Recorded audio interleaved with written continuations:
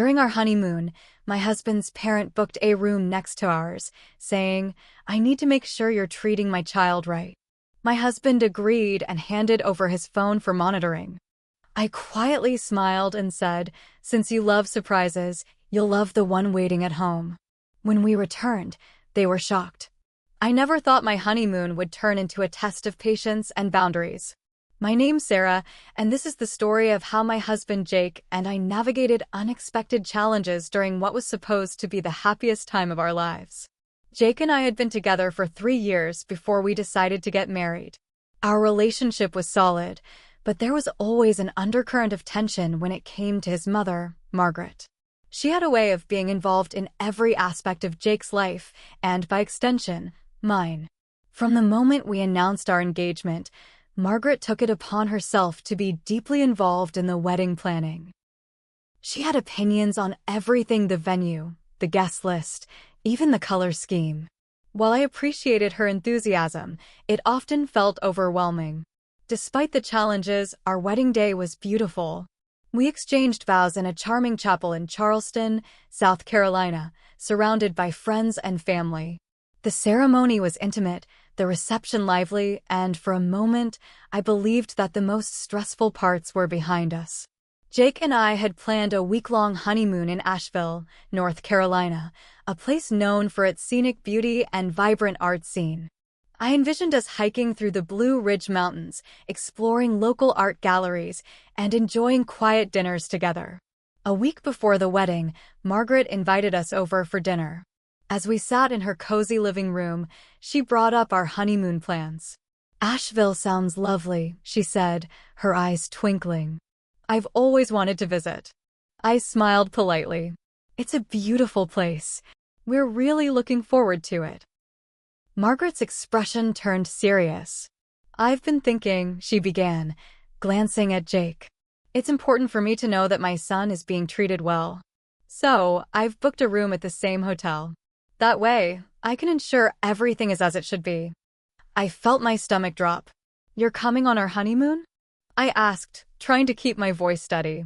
Jake shifted uncomfortably beside me. "Mom, that's really not necessary. Sarah and I need this time together." Margaret waved her hand dismissively. "Nonsense. It's just a precaution. I won't intrude. I just need to be nearby." I looked at Jake, expecting him to set firm boundaries. Instead, he sighed.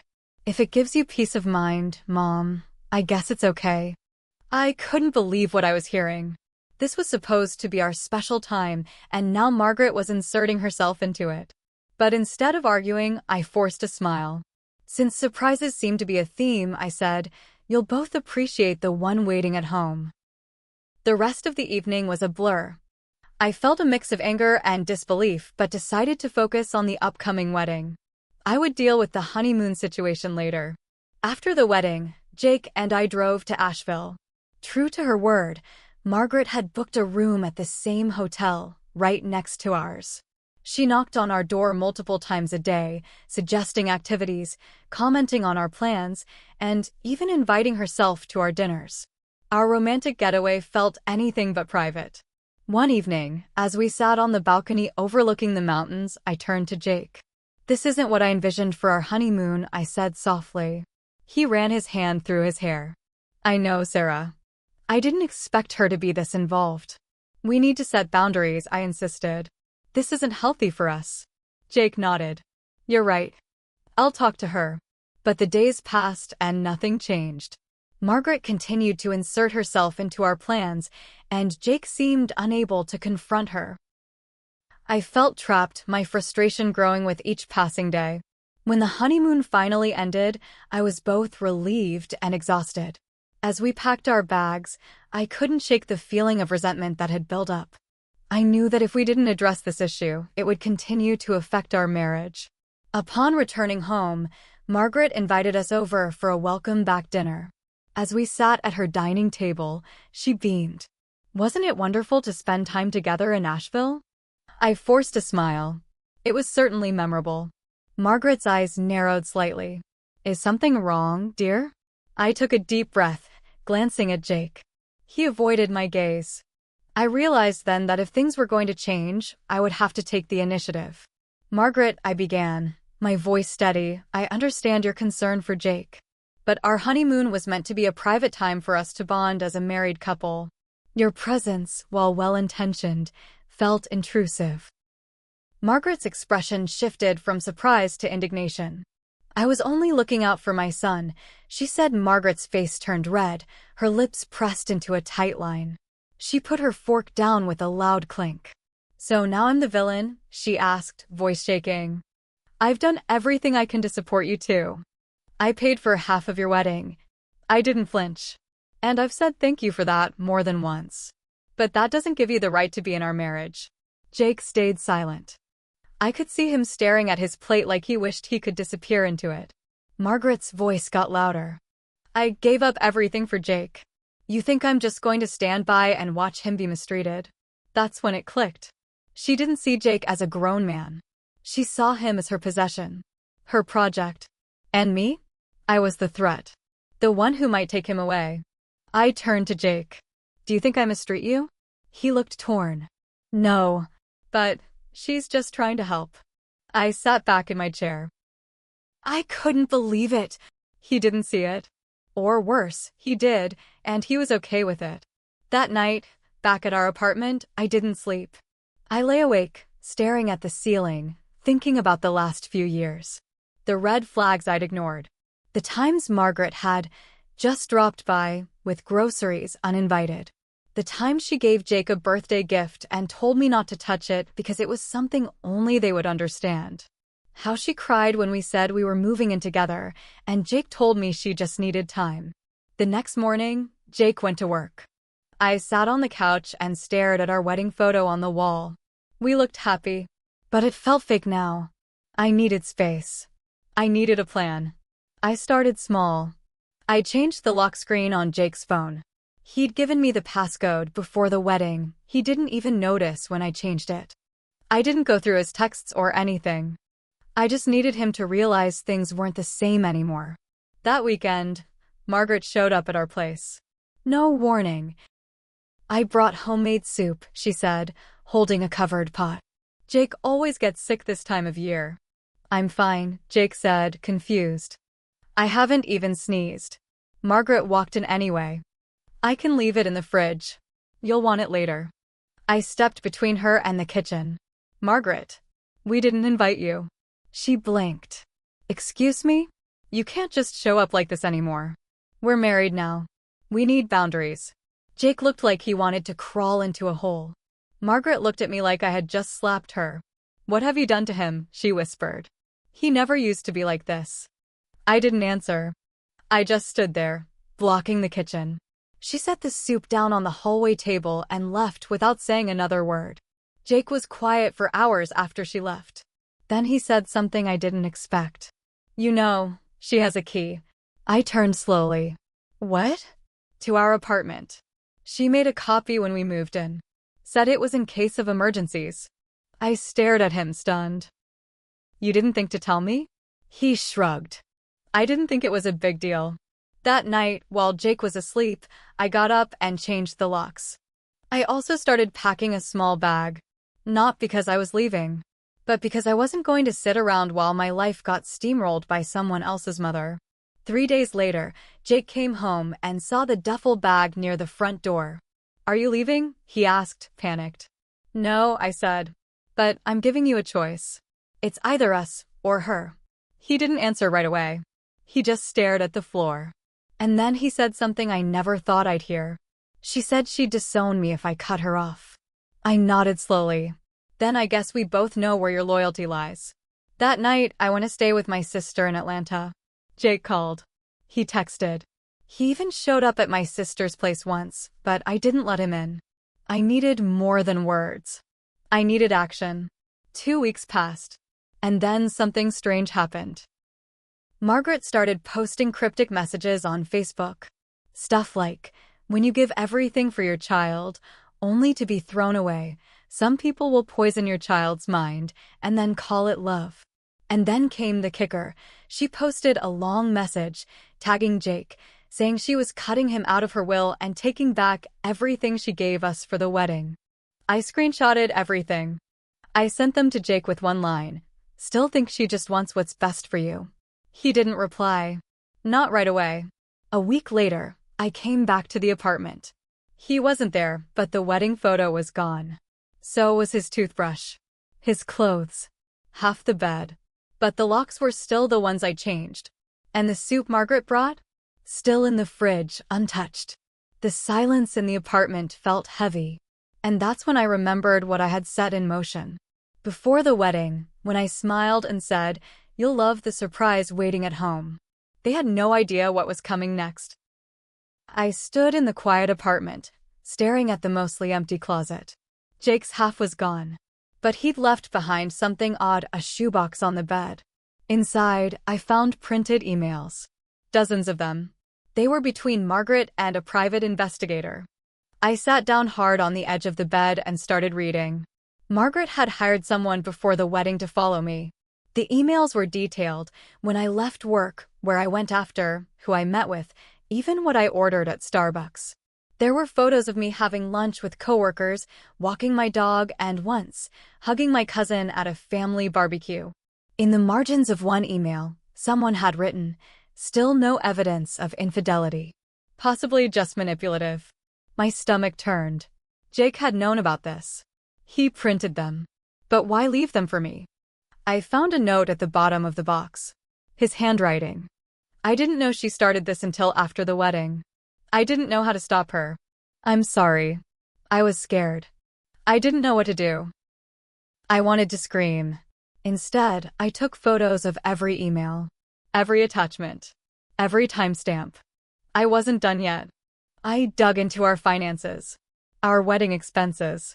I had handled most of the vendors, but Margaret had offered to pay for a few things, her idea of being generous. The dress, the venue deposit, and the photographer. But something didn't add up. There were charges on our joint account that shouldn't have been there. Over $6,000 in total. All tied to Margaret's contributions. She hadn't paid for those things herself. She'd used our money.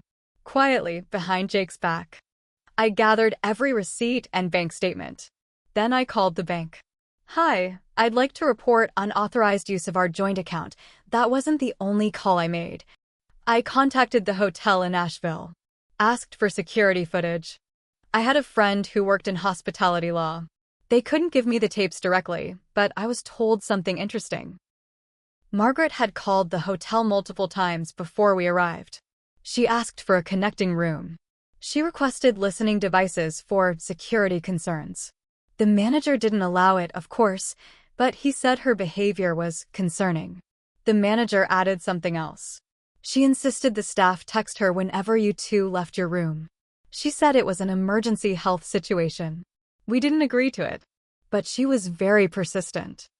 I felt like I was watching my life from outside my body. This wasn't overbearing mom territory anymore. This was something darker. I returned to the apartment, shaken. I opened my laptop and began typing. A document with dates, details, names, receipts. The beginning of something bigger. 2 days later, I got a call from an unknown number. "Hello?" The voice on the other end was familiar, cold. It was Margaret. "I hope you know what you're doing," she said quietly. I didn't respond. "You're tearing my son apart." I waited. "You're trying to destroy this family." I hung up. A few hours later, I got another message, this time from Jake. He had moved into Margaret's guest house. Said it was temporary. Said he needed time to think. I didn't answer. Instead, I called my lawyer. And I called a therapist. And I called my sister. Because this wasn't just a weird honeymoon story anymore. This was war. And I had a surprise for them both still waiting at home. 3 weeks passed. Silence. Then, on a rainy Tuesday, I got served. It was a letter. From Jake's lawyer. Not a divorce. Not yet. But a legal request to return items purchased with joint marital funds from Margaret's list. Including my wedding ring. I laughed out loud in my apartment, then cried so hard my face burned. They were playing dirty. And now it was clear Jake was all in. I called my lawyer. I want to go nuclear. We filed for a legal separation first. My lawyer said it'd give us time to prepare. I sent in my evidence. Bank statements showing the fake gifts Margaret charged to our joint account. The creepy PI emails.